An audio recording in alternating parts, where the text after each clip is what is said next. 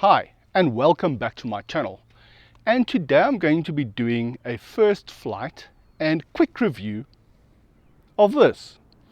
This is the WLToys XK X1.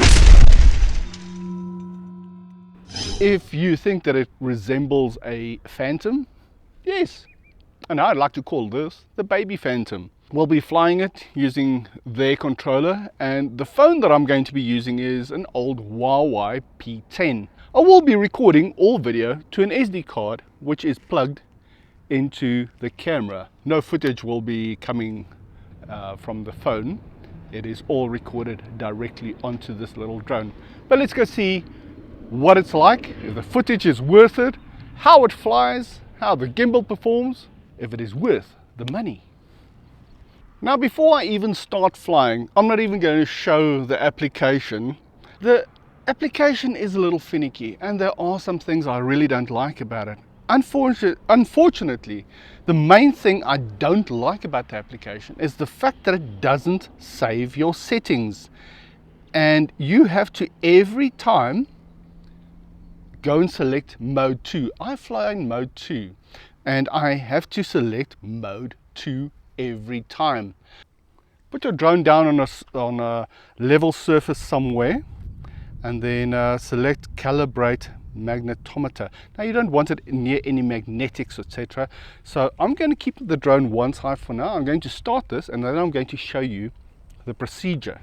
When you start your calibration, starting the calibration, these backlights flash quickly, and you keep turning it like this until they slow down. Now they're slowed down, and then you start turning it with the head down, and you keep turning it with the head down until green flashes, and that is the calibration done. Now, once you've done your calibration, you must cycle the power. That means switch it off, switch it on, and connect again. Do remember, as I said, when you're connecting to the application, you have to adjust your settings according to your flying style every time, because it doesn't save it. Maybe it's just me, maybe it's just this version. Hopefully they update it and give you an option to save your settings permanently. There we go. I'm ready to fly. I must note, I do the connection to the drone, and my setup here, where I select my mode 2, and I like to set up takeoff only when GPS signal is well, before I even switch on the remote control. I'm going to start the remote control, and let's do our first test flight. Binding is easy, as with most drones, once up, once down, and it's bound, it's ready to fly. Unlock motors, push both in to the bottom, and there we go. Let's fly it.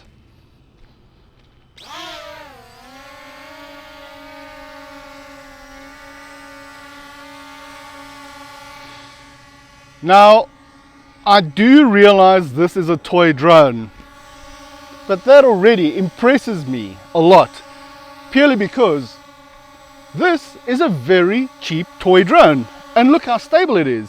It even sounds like a Phantom. Let's go fly it. I'm going to start recording. There we go. So everything I'm going to be showing you from here is going to include footage from this drone.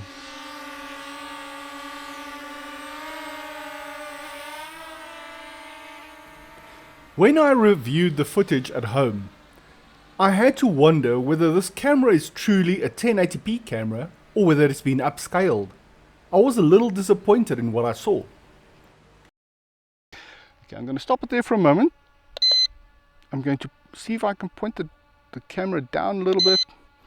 The button motion is a little finicky for me, so it's hard to get the exact position where you want your footage, but I wouldn't try to do that while in flight. Now, looking at this recorded footage, I'm sure you are going to agree with me. The colors are a little washed out, and it seems that a terrible compression algorithm has been applied to this footage.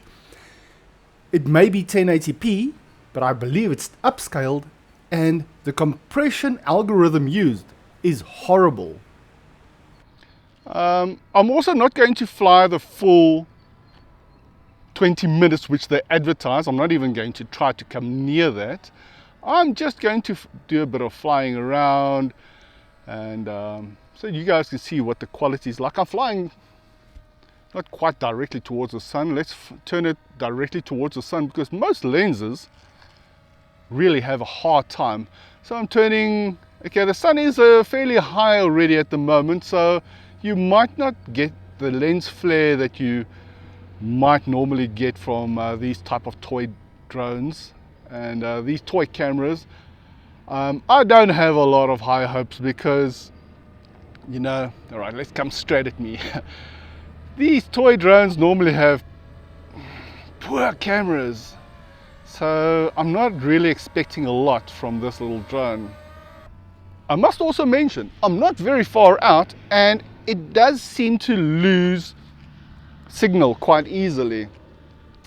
I'm guessing from here to where I am there is maybe not even a full 100 meters, and the signal, it's not getting to my phone, but it comes and goes. So I would not recommend this for FPV flying. Line of sight, and be careful with how you fly. Oops, I think I hit a tree. Right, I hit a tree. Now, unfortunately, these are one of the problems with assumption. I was assuming I was behind the tree.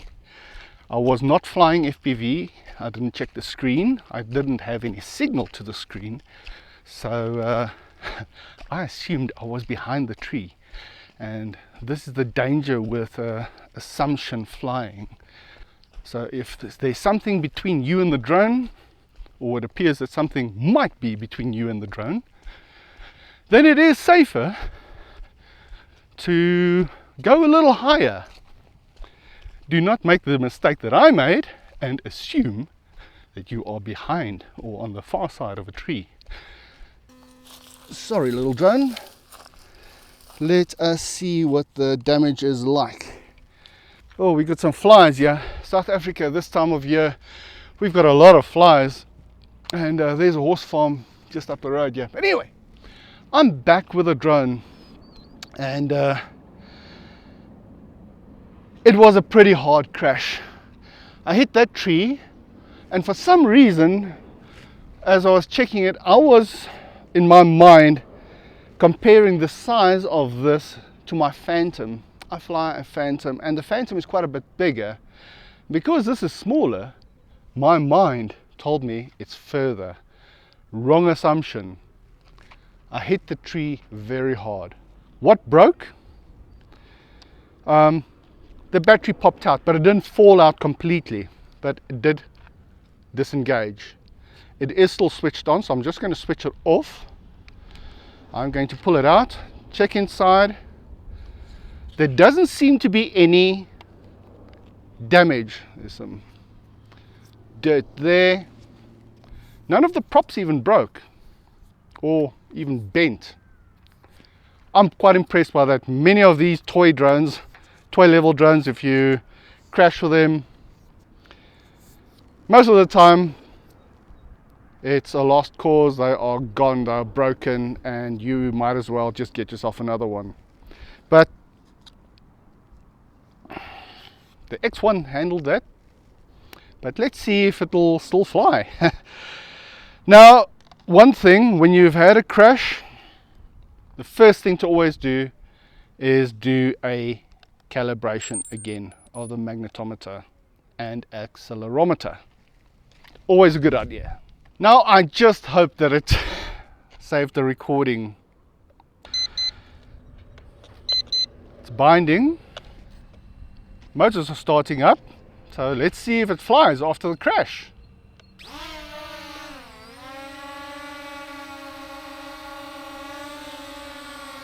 Okay, it looks good. Starting recording, and everything looks okay. Now, I wouldn't say I'm impressed. I'm quite disappointed in myself for crashing it in the first place. But what is impressive is that That was a pretty hard crash. I was doing full speed forward and I hit that tree. It seems that I might have hit some soft branches first and it hit the ground, and it came out pretty unscathed. So let's go on and keep flying. I have to remember that this little drone is smaller than the Phantom, and must not compare its size to the Phantom. My brain is used to the size of the Phantom, and that's where I ran into a wrong assumption. I thought it was further from me than it really was. You see there, unfortunately I lose connection again. It comes and goes. It loses video connection. It doesn't lose connection to the drone itself. So you can keep flying, you just have no video feed. The battery has now quickly dropped to 36% because obviously the motors are now running. But it flies okay after that crash.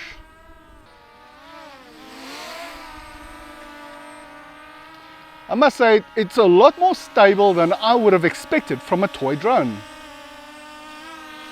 And that is quite impressive. Look at that. How's that?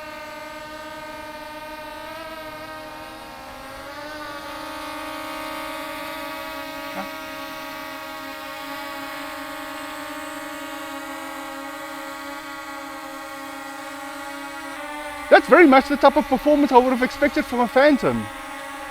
Not a little toy drone. Yes, it does float a little bit, but not nearly as much as I would have expected. And it's not any slouch either. Look at that. I wouldn't call it a sport drone, but it is not slow by any means. I like this. This, I think, this might actually be the perfect beginner drone. If you want to learn to fly, in the beginning, keep it close to you. Learn to fly, and then start taking it out. Ignore the video. Yes, it does take some nice video, but hey, it's not all about the video. It's about the fun. Okay, I saw the red lights flashing. I haven't gotten any warning on screen, but it is at 22%. I'm not going to take a chance. I don't like my batteries dropping too low, so I'm actually going to bring it in for a landing. I'm going to hand catch this. I don't recommend other people do it unless you are very experienced and you know what you are doing, purely because there's a lot of dust and gravel here and I don't want to land it in that.